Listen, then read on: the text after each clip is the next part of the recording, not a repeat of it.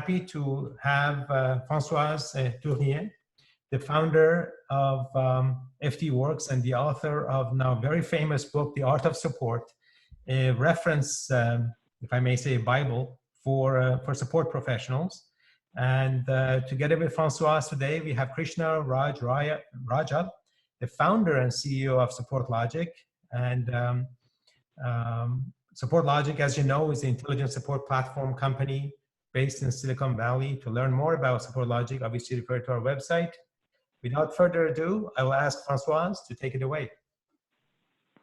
Thank you so much, Omid, for the nice introduction. So today our topic is how do we retain customers in tough times.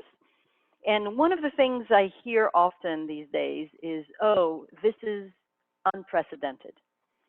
And I beg to differ. I do agree, of course, that we've never seen a pandemic like this in our lifetime, certainly. But we have seen downturns before. So I will try to bring to all of us the experience that we've had with other downturns to see what we can do to really retain customers. Secondly, I realize that for some of us, this is actually boom time. And I have clients right now that are incredibly busy. I'm starting a project with a security company, and they are deluged with orders from people who are trying to work from home and are trying to increase security, right? So I understand for some of you, the problem may be the opposite. Too much demand, and we'll talk about that at the end. It is quite possible to have that, but for most of us, the issue is that times are a little bit tough. So in tough times, retention becomes absolutely essential because the bookings are down, right? So it's hard to get new customers, not impossible, but it's hard, and therefore hanging on to existing customers becomes really the main thing that we need to do. So what gets in the way of retention? Well, there are a number of reasons, and we'll actually open the poll to figure out which ones matter to you. So some of these reasons are going to be external. They're going to be lying with the customer, right? And some of them are going to be internal with us, right? So with the customer, you may find that some customers, hopefully not all of your customers, but some of your customers are under financial stress. They themselves are having issues of finding new sales, right? So that could be a problem. Another problem that you might be seeing is that although they are not in financial distress per se, your customers may be scrutinizing budgets and scrutinizing their expenses and wondering whether you, as one of the things that they invest in, whether you are worth paying the bills for, right? And then there are internal issues, so issues that have to do more with you. So it could be things like, I have a very limited group of customer success managers that I can call upon to do all this retention work that I have to do.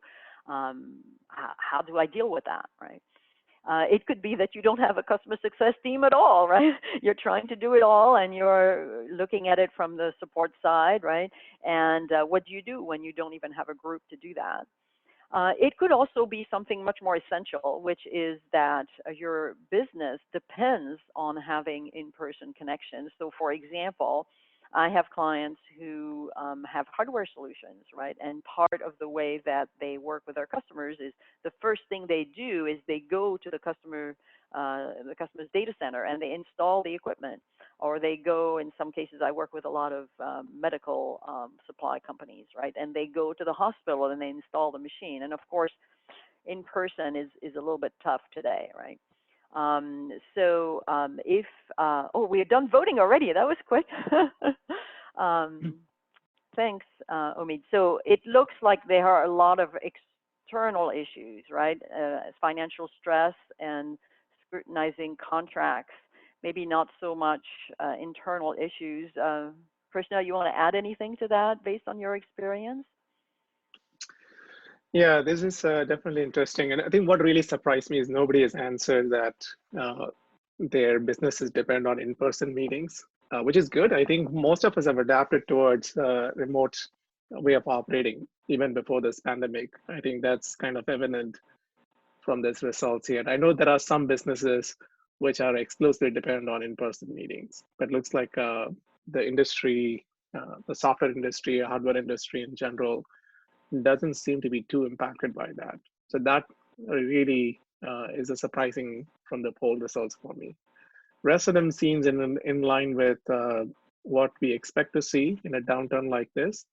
I think FT, to your earlier point, this is not the first downturn that we have seen, right? And this seems to happen every 8 years or so, almost like a clockwork. So I think we have a lot of lessons to learn from the previous downturn.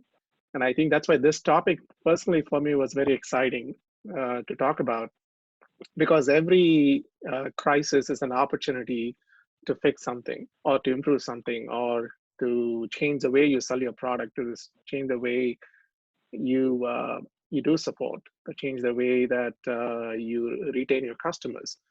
All of these are opportunities in a crisis like this. So this particular topic, when we decided to do it, I was very excited. So I'm glad that we're getting started with this series. Okay, thank you. So let's move on, right? The webinar, the discussion today is going to be organized in 3 sections. First, I'm going to talk about identifying those customers that are most at risk so that we can do something to retain them. And then I will definitely talk about expanding the business, even though our customers, some of them may be under stress and all of them are going to be scrutinizing expenses. I think there are still opportunities for expansion, even in a downturn. Let's start with identification. So the idea of identifying at-risk customers is you want to focus your resources on those customers that need you the most, right? So you probably cannot do all the same amount of effort with everybody. So what could we do?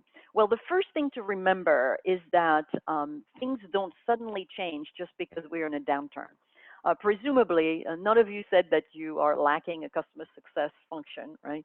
So presumably, you already have some kind of customer scorecard system, right, by which you define whether a customer is at risk or not, right?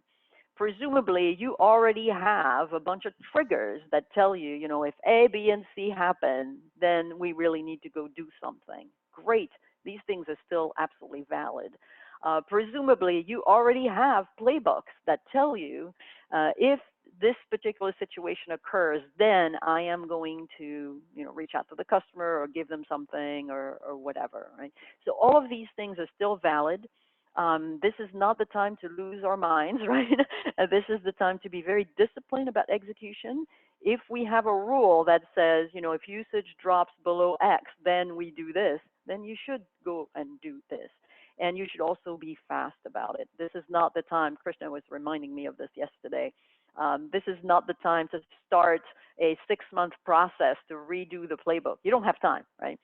You really need to be able to take action right now. So use what you have.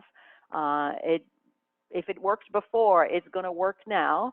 It might be a little more intense, but use what you have.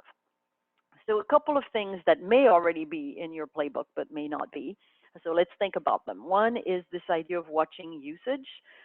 So both product usage and support usage. So product usage, obviously, if you have a SaaS solution, it's a lot easier to do that, right? But try to figure out any kind of large-scale change in the way that customers are using your product. If you see a big drop overall, that's not a good sign, right? If you see a drop by certain users, then it's a signal to you that you should figure out who are these users who are no longer using the product. Or, you know, they used to be on the product all day long and now they just spend an hour on it. Or they used to work all functionality, all modules of my product, but now they only work in that little area. That would be a sign that things are going to be changing. Or if you see an entire division or a geography moving away from the product, probably they are planning to do something else, right? So that would be a very good hint. Secondly, and accessible to all, whether you're doing SaaS or not, is the support usage. So in support, we have this bad habit, I think, to say, well, if people are reaching out to support less, it's a good thing, right? Less is better. That's not true. If you suddenly see a customer who is consuming support at a certain level drop down, it means that they're no longer using your product, or no longer customizing your product, or no longer expanding your product. That is also a problem. I would also keep track not just of volume, but priority of the issues coming in. If you no longer have P1 issues, it could be that, they are finally using the product the right way, but it could also be that they are no longer pushing it, or they are no longer using it in a production manner. So look at that. And of course, look at feedback, direct feedback, sentiment, right, from the support interactions. So you can do this by just asking the support engineers what they're hearing. If you're lucky enough to have SupportLogic, then SupportLogic does detect sentiment for you automatically, right? So you can just turn it on and pay attention. These things are signals, right? They're not solutions in themselves, but they're signals to go dig a little bit deeper. Another piece of the puzzle is to look at the industries that you are serving. So clearly, if you have customers who are hospitals, or grocery chains, or remote anything, or security, as I was telling you a little bit earlier, chances are that they will hang on to their current investment more, and you might be able to sell them a little bit more as well, right? If you have customers that are in the tourism industry or the arts, that's going to be a little bit harder for them probably, right? So be aware of industry signals. Now, we know regardless of industry signals, some players are going to do well and some players are going to do badly, but you should be aware of that and concentrate your efforts accordingly. Next part of the puzzle is obviously people. So earlier I talked about watching the involvement with support, which I think is very important and relevant to many of you who are doing support-related tasks, right? But I would go a little bit further than that. Are they visiting your website? Are they attending your marketing webinars? Are they returning calls to the CSMs and to sales, right? All of these are clues that they are with you, right? And if they are not, then that's time to make some efforts, right? Which we'll talk about in the next topic. Definitely watch for personnel changes. So in a downturn, we know that there's going to be probably layoffs, there's going to be reorganizations, so that might impact the people that you're talking with, both from a customer success perspective and also from a support perspective. You will also see some people just leaving because they are finding other safer opportunities out there. Any departure, in my mind, should be analyzed, and you should determine why this particular person left. As all of this is happening, stay close to your contacts, of course, and this is the time to really expand contacts, because you don't want to have this one wonderful, marvelous champion, right? And then the champion walks away and then you're left with nothing, right? It's better to have a diverse network of folks in various groups at various levels of responsibility.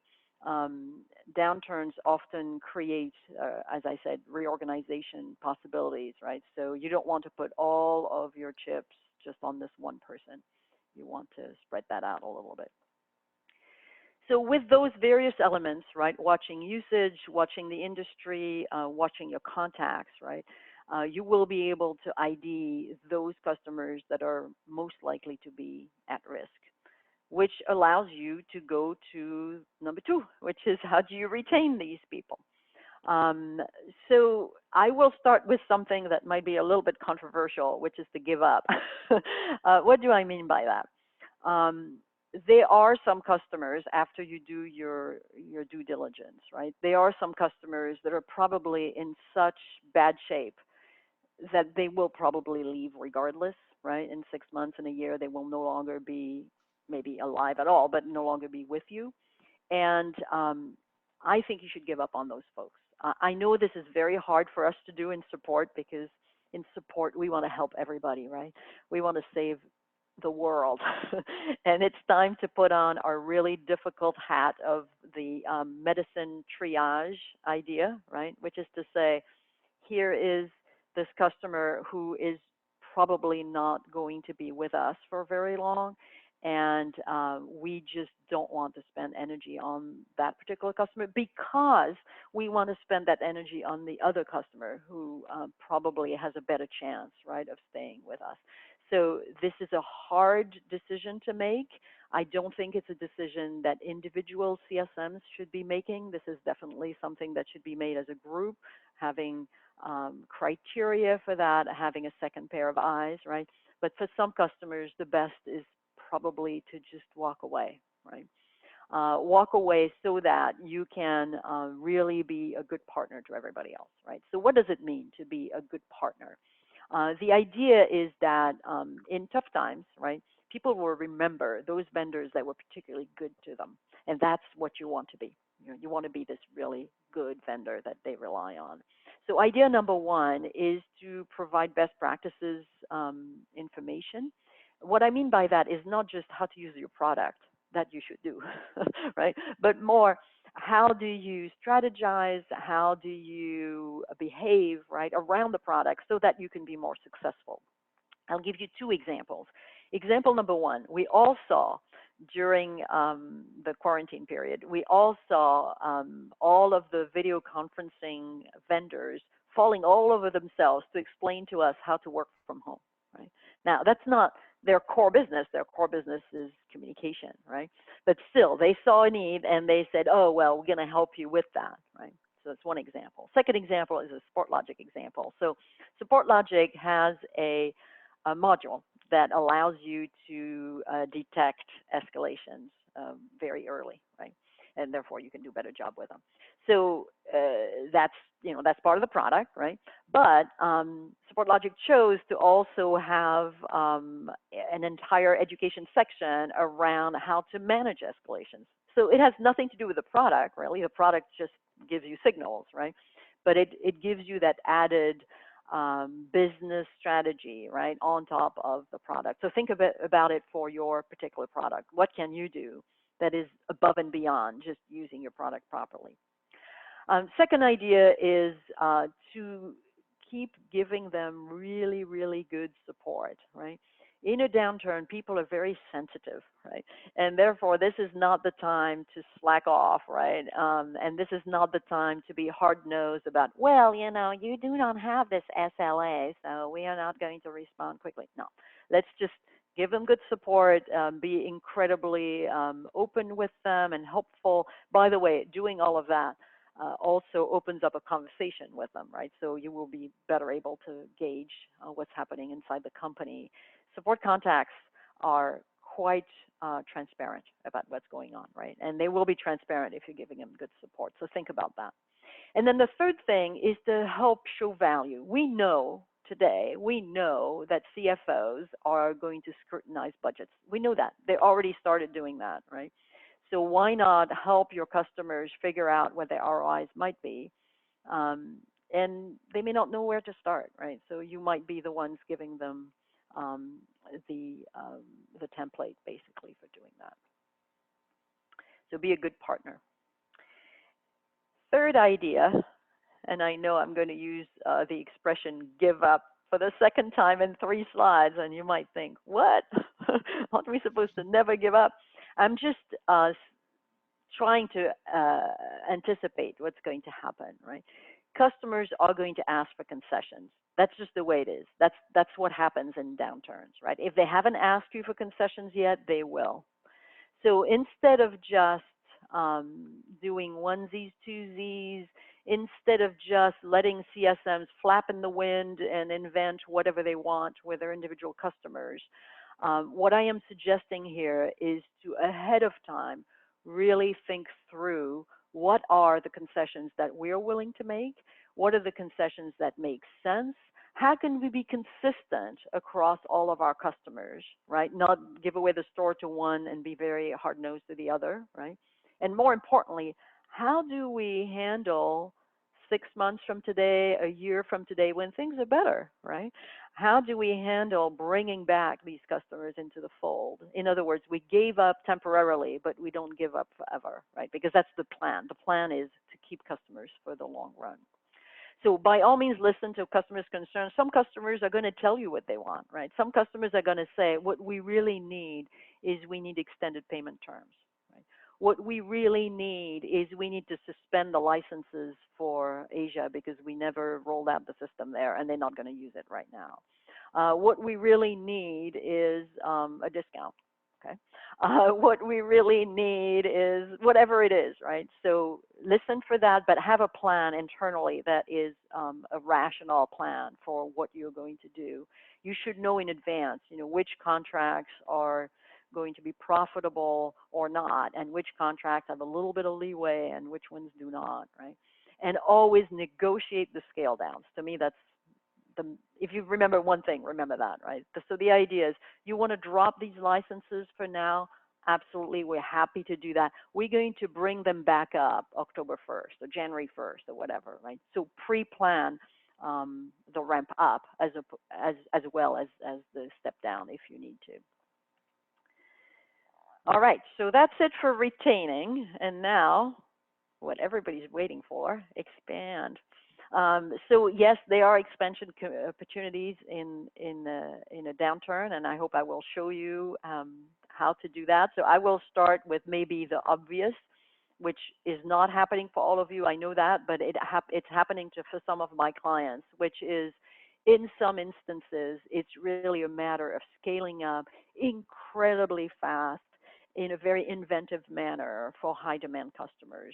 So that's mostly the case for healthcare, grocery chains, streaming services, things like that. So those are the customers you would be having, right? But it could be the case for others. So what have I seen so far? I have seen some of my clients with very, very tailorable solutions, creating very quickly packages, product packages, that have few options but are easily turned on. So that's something you may want to do if somebody really needs a solution right away, right? Give up on some of this very flexible way of implementation, but just go for the basics, right? I have seen a lot of stories about expedited onboarding. So vendors who had onboarding that could last a month, right? All of a sudden are doing onboarding in 2 days. And they're doing onboarding completely online because that's the only way that they can do it, right? So onboarding really looks very different. I've also heard stories of very different onboarding because all of a sudden the profiles of the people you're onboarding is totally different. So one of the anecdotes that I heard was a lot of hospitals called back retired physicians to help out, right? And of course, retired physicians are completely able to do the clinical side of their job, right? But many of them really have not used electronic medical record systems, which is the way hospitals work right now, right? So all of a sudden, you have to train these folks who have really very little comfort using an online software solution. And let me tell you, EMRs are not easy to use, right? So totally different kinds of training, right? Because the audience is different and not very interested in learning the stuff either. Right? I've also heard some of my clients doing completely customer-led implementations for hardware in particular. So normally one of their staff members would come in and would install things, et cetera, but it's out of the question right now to go into the data center as an outsider. So they are rigging up very interesting systems with webcams and cell phones and guiding people through tasks that normally would be done by the vendor, right? And now is being done completely by the customer. So all these things have happened, and I find them very exciting, of course. As a support person, I love a bit of excitement. And you may need to do this and to really completely revisit the way that you normally do onboarding or support. second idea, so this idea applies to everybody, I think. In a downturn, customers are going to scrutinize all of their expenses. In particular, they're going to scrutinize expenses of people, and in particular, expenses around system administration. This could be a great opportunity for you to propose a managed service type of offer. This might be one that already exists for you. This might be one that you may want to launch right now. I know it's kind of weird to think about launching these days, but why not? The idea is as follows. Let's say you have, especially a not very large customer, right? And they have a kind of 3/4 times sysadmin, right, for your system. It's very awkward to pay somebody full-time for a 3/4 time position, right? You might be able to do this in a more scalable way and to do this for many customers. So think about that. Again, if this offer already exists, no problem. You just deploy it, right? But it might be a time that you want to invent something new. So think about that. And then the last point I will make before we move on to questions is this idea of efficiency gains. In a downturn, we know companies are going to make decisions based on what makes sense financially. So this is certainly the time to look at how can we make our customers' operations more efficient. It could be through the services they already are buying from us. Okay, that's fine, right? But it could be something that they are not doing with us yet, but would be willing to look at if you can give them good proof that indeed you're going to save time.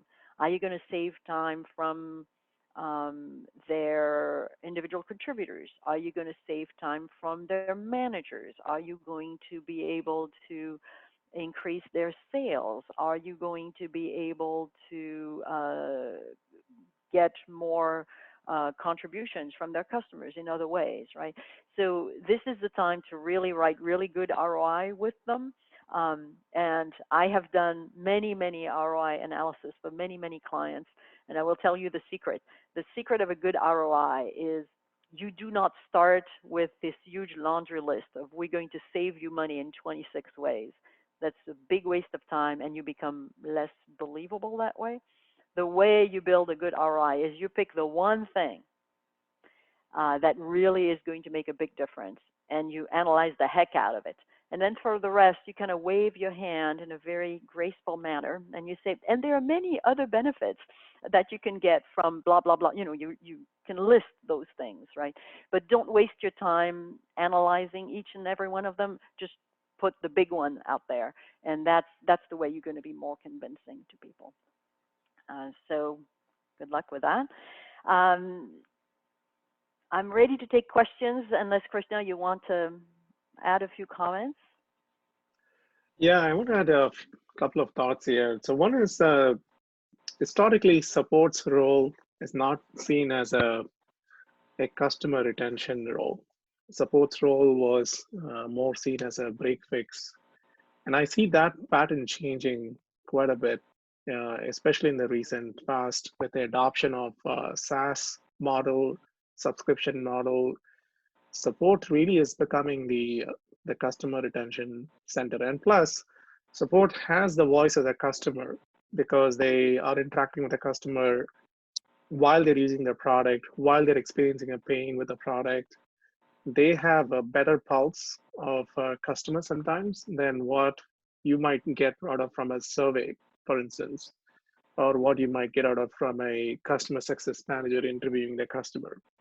So actually listening to your existing support engineers, listening to the voice of the customer that you can extract from your ticketing system is one really good way of identifying which customers are at risk, which customers need more help, and also getting insights into product changes that you need to make to really retain these customers. As you pointed out in a downturn, it is not just about changes in the way you sell a product, not just the way you support your customers, but also you have to sometimes make quick product changes to really cater to the current situation that we are looking at. So all of those insights are possible to gather from support conversations. And prior to this, we relied on surveys. We send surveys. The problem with surveys is that, first of all, sample size is bad. But second of all, it's pretty reactive. I mean, when you have to make quick decisions, it's better to make quick decisions with the data that you already have. And you have a ton of existing data with your existing ticketing system. You don't need to collect new data with surveys. You don't need to do customer interviews and so on and so forth. So that to me was a very interesting aspect of support's role in the organization for customer retention. They can become the voice of customer to sales and to customer success function. Yeah, so support often is seen as non-strategic because we are not in support. Usually, we are not talking to the decision makers, which is true, but we have a huge advantage, which is we talk to people who are closer to actually using the product, obviously, right? And we also talk to people who can be very unguarded, right? Mm-hmm. So if I have a good relationship with my support contact, they're going to tell me everything. They're going to tell me, and I'm not saying they're speaking out of turn or whatever, but they're going to tell me, oh yeah, we're really redoing the budgets right now, or if we could only turn on this particular functionality and make it work, I know we would save a lot of money. So there's a lot of openness, right, in the relationship between the technical support engineer and the support contact, mm-hmm. and that is a huge benefit. I don't want to oversell it because the support contact usually is not the decision maker, but still you can gain a lot of information there. Absolutely, right. So the trick is how do you surface that, right? How do you make it visible to the rest of the organization? The other thing is, like, FT, this is an interesting change that happened in our industry, right? We talked about SaaS change that's happened. It's happening and happened for a lot of software. And I think other change is also the way people are procuring software has changed quite a bit. It used to be more of a top-down sale before. Now it's more of a bottoms-up sale. Like individual users are responsible, or individual users are deciding which software to use. So even though support historically never spoke to decision makers, increasingly now they are speaking to the decision makers, because the people that you are using your product are often deciding which product they are purchasing, or they have a much more stronger influence in product purchase decisions. So that's also a very significant change. 10, 15 years ago, CIO buys a software and then you're asked to use it. So you're not speaking to the decision maker. But now, if you look at a software like Zoom or software like any collaboration software that you use, example, yeah. Mm-hmm. Slack, pretty much increasingly the larger number of software decisions are done bottoms up, and that's why support's role is even more important now. Yep, I think we are the center of the world, right? FT, there's a question here. One of our participants asks, my team is 100% support. We don't have customer success managers. I haven't heard from some customers for a while. Do you recommend that my team reach out to those customers to find out how they're doing? And if so, where to capture that conversation, in what system, and how to inform the rest of the organization about those conversations? Wow. Okay. That's a long question. Let me try to do it in steps, right? So there are organizations out there that have no customer success component, right? So it's possible to do that. I think it would be maybe a good idea to start one or to use this downturn as at least a proof of concept for yourself, right, of what can be done with a customer success organization. But there's no law that says that we cannot call our customers, right? So can we call our customers? Yes. Should we call our customers? Yes. Should everybody in support randomly call customers? Maybe not, right? So let's figure out who the right people are to be having these conversations, right? But by all means, we can do that, right? We can call customers.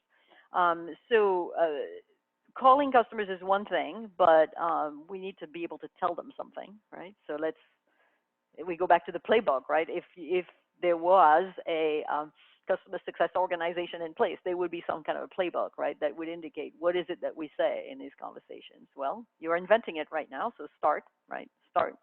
Pick up the phone, call a few customers, and figure it out, right? Hey, we've noticed that your support volume is way down. I just wanted to see how things are going right now. Start that conversation, right? In terms of collecting these conversations, they should be collected, right? We know from our experience that by recording our interactions with customers, we can definitely learn from that, right? So if nothing else, you create a case for those, right? And they would not, it's a different kind of case. It's an outward bound case, and it's a relationship case as opposed to a technical case, but record them. That's what you have. Use your system, right? And then just be prepared. That's the hard part. It's very easy to pick up the phone and say, hey, Joe, how are you? I haven't heard from you in a while, right? Joe may have requests for you.